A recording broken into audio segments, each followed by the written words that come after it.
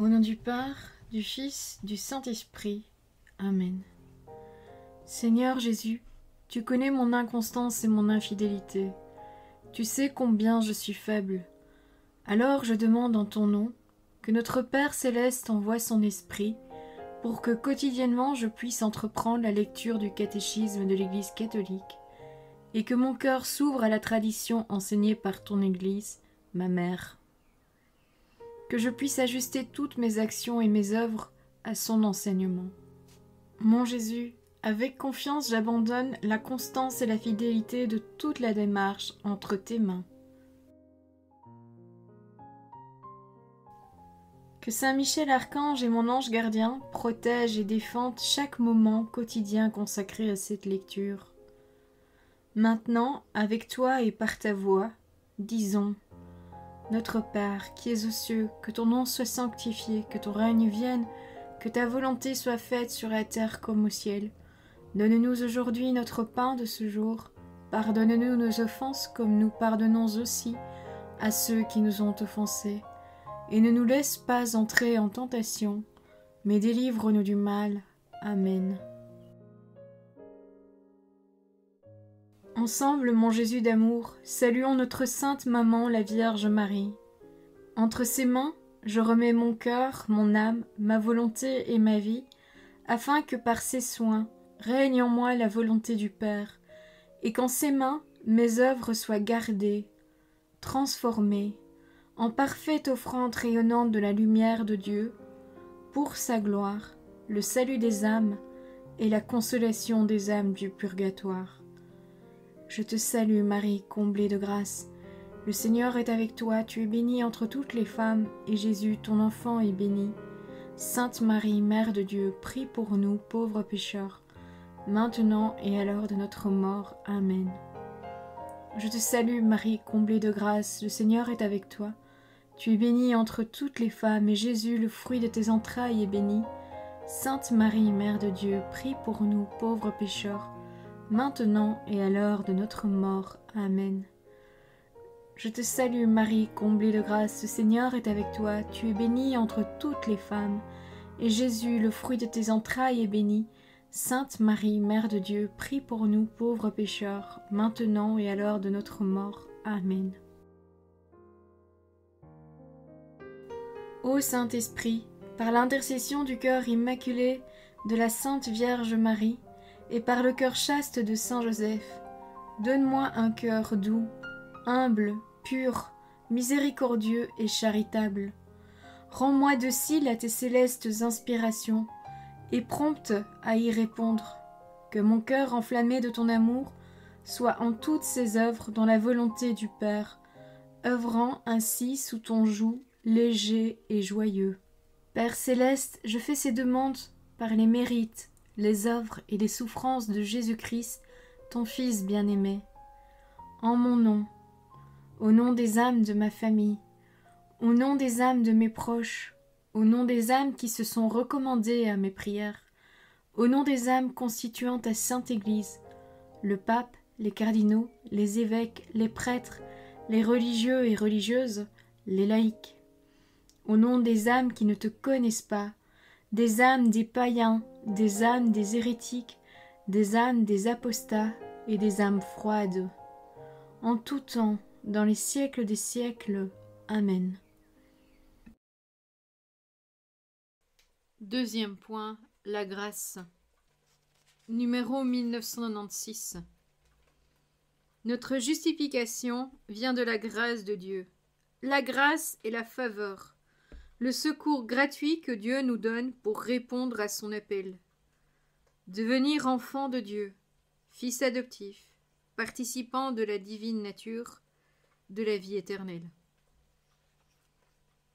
Numéro 1997. La grâce est une participation à la vie de Dieu. Elle nous introduit dans l'intimité de la vie trinitaire. Par le baptême, le chrétien participe à la grâce du Christ, tête de son corps. Comme un fils adoptif, il peut désormais appeler Dieu Père, en union avec le Fils unique. Il reçoit la vie de l'Esprit, qui lui insuffle la charité et qui forme l'Église. numéro 1998. Cette vocation à la vie éternelle est surnaturelle. Elle dépend entièrement de l'initiative gratuite de Dieu, car lui seul peut se révéler et se donner lui-même.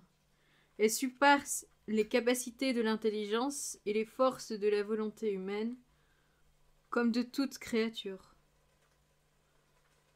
Numéro 1999. La grâce du Christ est le don gratuit que Dieu nous fait de sa vie infusée par l'Esprit Saint dans notre âme pour la guérir du péché et la sanctifier. C'est la grâce sanctifiante ou déifiante reçue dans le baptême. Elle est en nous la source de l'œuvre de sanctification. Si donc quelqu'un est dans le Christ, c'est une création nouvelle. L'être ancien a disparu, un être nouveau est là. Et le tout vient de Dieu, qui nous a réconciliés avec lui par le Christ. Voilà deuxième lettre aux Corinthiens, chapitre 5, les versets 17 et 18. Numéro 2000. La grâce sanctifiante est un don habituel, une disposition stable et surnaturelle, perfectionnant l'âme même pour la rendre capable de vivre avec Dieu, d'agir par son amour. On distinguera la grâce habituelle, disposition permanente à vivre et agir selon l'appel divin, et les grâces actuelles qui désignent les interventions divines, soit à l'origine de la conversion, soit au cours de l'œuvre de la sanctification. Numéro 2001. La préparation de l'homme à l'accueil de la grâce est déjà une œuvre de la grâce. Celle-ci est nécessaire pour susciter et soutenir notre collaboration à la justification par la foi et à la sanctification par la charité. Dieu achève en nous ce qu'il a commencé, car il commence en faisant en sorte, par son opération, que nous voulions. Il achève en coopérant avec nos vouloirs déjà convertis. Saint Augustin.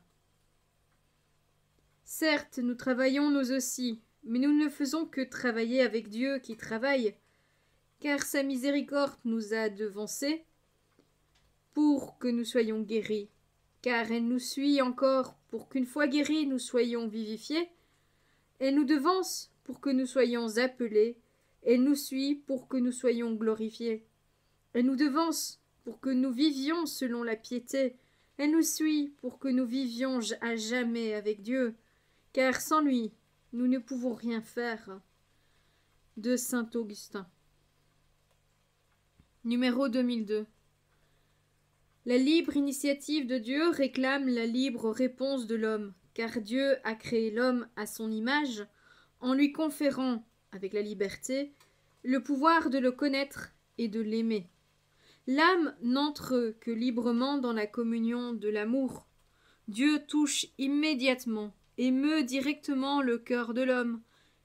Il a placé en l'homme une aspiration à la vérité et au bien que lui seul peut combler. Les promesses de la vie éternelle répondent au-delà de toute espérance à cette aspiration. Si, toi, au terme de tes œuvres très bonnes, tu t'es reposé le 7e jour, c'est pour nous dire d'avance par la voix de ton livre qu'au terme de nos œuvres, qui sont très bonnes, du fait même que c'est toi qui nous les as données, nous aussi, au Shabbat de la vie éternelle, nous nous reposerions en toi. Saint Augustin. Numéro 2003. La grâce est d'abord et principalement le don de l'Esprit qui nous justifie et nous sanctifie. Mais la grâce comprend aussi les dons que l'Esprit nous accorde pour nous associer à son œuvre, pour nous rendre capables de collaborer au salut des autres et à la croissance du corps du Christ, l'Église. Ce sont des grâces sacramentelles, dons propres aux différents sacrements. Ce sont en outre des grâces spéciales, appelées aussi charismes suivant le terme grec employé par saint Paul, et qui signifie faveur, don gratuit, bienfait. Quel que soit leur caractère, Parfois extraordinaires comme le don des miracles ou des langues, les charismes sont ordonnés à la grâce sanctifiante et ont pour but le bien commun de l'Église. Ils sont au service de la charité qui édifie l'Église. Numéro 2004. Parmi les grâces spéciales, il convient de mentionner les grâces d'État, qui accompagnent l'exercice des responsabilités de la vie chrétienne et des ministères au sein de l'Église. Pourvu de dons différents selon la grâce qui nous est donnée, si c'est le don de prophétie, exerçons-le en proportion de notre foi. Si c'est le service, en servant, l'enseignement, en enseignant, l'exhortation, en exhortant, que celui qui donne le fasse sans calcul, celui qui préside avec diligence, celui qui exerce la miséricorde en rayonnant de joie. Voir la lettre aux Romains, chapitre 12, les versets 6 à 8. Numéro 2005. En étant d'ordre surnaturel, la grâce échappe à notre expérience et ne peut être connue que par la foi. Nous ne pouvons donc nous fonder sur nos sentiments ou nos œuvres pour en déduire que nous sommes justifiés et sauvés. Cependant, selon la parole du Seigneur, c'est à leurs fruits que vous les reconnaîtrez. Voir l'Évangile selon saint Matthieu, chapitre 7, verset 20.